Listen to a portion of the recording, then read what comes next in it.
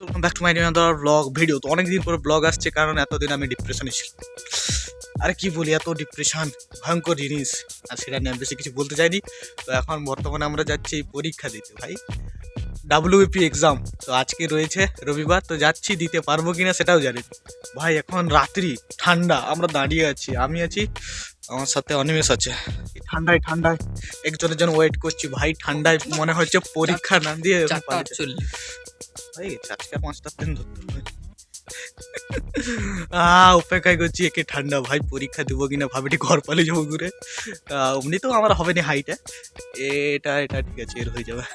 আমি যাচ্ছি ব্লগ বানানোর জন্য আর কি, তখন যাচ্ছি। তো যাবো, যা কি কি হয় তোমরা তো সবাই দেখতে পাবে, ব্লগটা কন্টিনিউ করতে থাকো, নিশ্চয়ই সবাই সেটাই জানতে পারবে। তো যাচ্ছি, সো গাইস এই মুহূর্তে আমি কিন্তু ট্রেনে উঠে গিয়েছি ভাই। যে চাপটা শুধু দেখে নাও ভাই, লোকালে এই সময় এই ফার্স্ট টাইম লোকালে তো ভিড় আমি দেখলাম। এর আগে কোনোদিন আমি সত্যি বলছি ভিড় আমি লোকালে ভিড় আমি বিশেষ করে আমি দেখিনি। এই আমি ডাব্লিউবিপি এক্সামটা দিতে যাচ্ছি, তো দেখতেই পাচ্ছ ভিড়টা শুধু ভাই। আমার সাথে আরও অনেকে রয়েছে, আমার বন্ধু টন্ধু মোটামুটি সবাই রয়েছে, আমাদের গ্রামের রয়েছে, আর অনেকের সাথে পরিচয় হলো ট্রেনে। ভাই ভিড় আর কিছু বলার নেই। তারপর আমার সেন্টার বাগনানে পড়েছে, বাগনান যেতে যেতে এই নদীটা পড়লো। এই নদীটার নামটা তোমরা কমেন্টে জানাবে, যারা যারা জেনে থাকো নিশ্চয়ই সেটা কমেন্টে জানাবে। সো এই নদীটা এখন পাচ্ছ অসাধারণ ভিউ, খুব সুন্দর ভিউ। আর কি বলি, তো ভিউটাও হয় সেই লেভেলে ছিল। এই কিছু আসার পর স্টেশনে কম লোক, এটা এখন আমরা শুধু যাচ্ছি। তো এখনই যাওয়ার সময় এইরকম ভিড়, আসার সময় কি হবে জানি না। তো আমরা পৌঁছে গেছি বাগনান স্টেশনে। তো এই মুহূর্তে আমরা বাগনান স্টেশনে আছি। তো বাগনান স্টেশন থেকে এখন আমরা আমাদের সেন্টারের উদ্দেশ্যে রওনা হব। তো দেখতেই পাচ্ছ এটা বাগনান স্টেশন। গাইস আমরা পৌঁছে গেছি।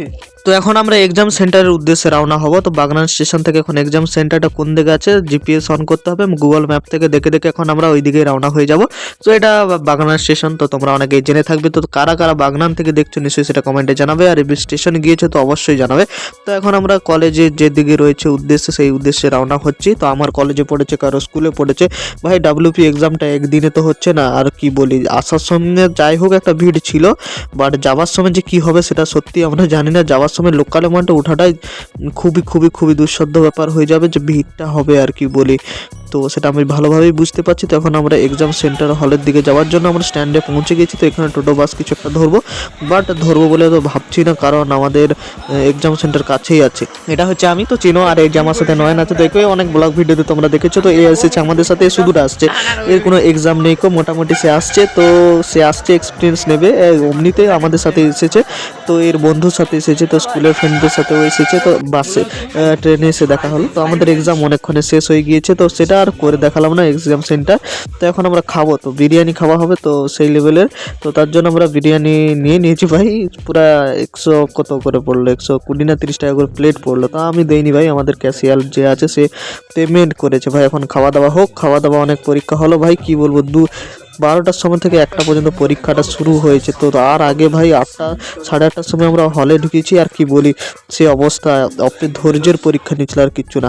তো আমাদের খাওয়া দাওয়া হয়ে গিয়েছে, এখন আমরা বাড়ির উদ্দেশ্যে রওনা হবো, ট্রেনের কাছকে যাবো। সেখানে ট্রেন কতগুলো ট্রেন আসছে, কি হচ্ছে ব্যাপারটা দেখি।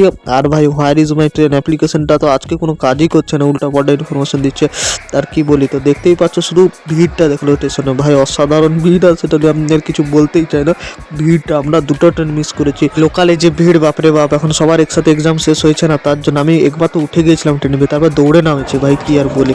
তো যাই হোক করে মোটামুটি আর কি বলি। তো তারপর আমরা এক্সপ্রেসে চেপেছি, দিয়ে আমরা খড়গপুর স্টেশনে এসে নামছি।